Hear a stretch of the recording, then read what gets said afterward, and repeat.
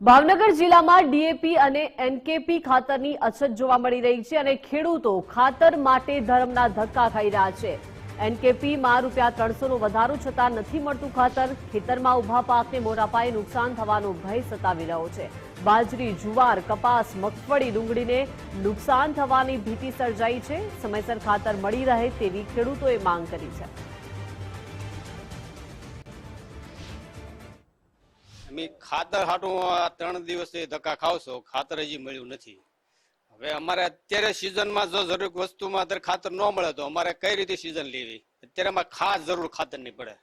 હવે આમાં સરકારે ભાવ વધારો કર્યો બરાબર ડીએપીમાં। હવે ડીએપી ની અમારે અત્યારે જરૂર પડવાની છે, તો અત્યારે તેમાં ટાઈમ ખાતર ન મળે તો અમારે ખેતીનો પાક અત્યારે અમારે કઈ રીતની મુશ્કેલી ઊભી થાય?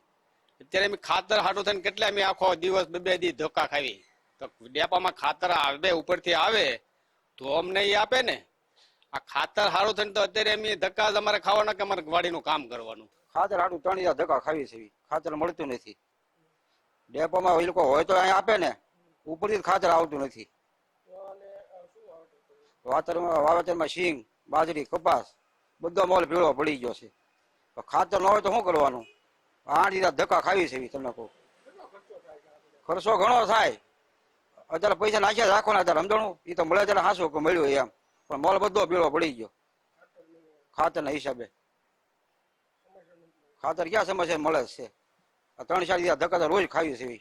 ડેપોમાં ઉપરથી અહીંયા હોય તો ડેપોવાળા પૈસા ઉપરથી અહીંયા આપે ને ખાતર। એક તરફ હાલ ચોમાસાની સિઝન શરૂ છે, તેવામાં કહી શકાય કે ખેડૂતોને અપાતું જે ખાતર છે તે ડીએપી અને યુરિયા જેવું ખાતર છે તે સમયસર નહીં મળવાના કારણે ચોક્કસથી હાલ ખેડૂતોને મુશ્કેલીનો સામનો કરવો પડી રહ્યો છે। સીધા દ્રશ્યો બતાડવાના પ્રયત્નો કરી રહ્યા છીએ। જોઈ શકાય છે કે આ જે પ્રધાનમંત્રી કિસાન સમૃદ્ધ કેન્દ્ર છે, આ ડેપો આવેલો છે કે અહીંથી જે ખેડૂતો જે છે તેઓને ડીએપી અને એનકેપી જે યુરિયા ખાતર છે તે આપવામાં આવતું હોય છે, પરંતુ ક્યાંક ને ક્યાંક છેલ્લા ઘણા સમયથી ખેતર કહી શકાય કે ખેતર માટે ખાતરની જે જરૂરિયાત હોય છે તે ખાતર સિઝનમાં નહીં મળવાના કારણે ચોક્કસથી ખેડૂતો જે છે તે ખેડૂતોને ક્યાંક ને ક્યાંક મુશ્કેલીનો સામનો કરવો પડી રહ્યો છે। ખેડૂતોનું કહેવું છે કે જે પ્રમાણે હાલ ચોમાસાની સિઝન છે, ઘઉં, બાજરી, કપાસ, મગફળી અને ડુંગળી જેવા જે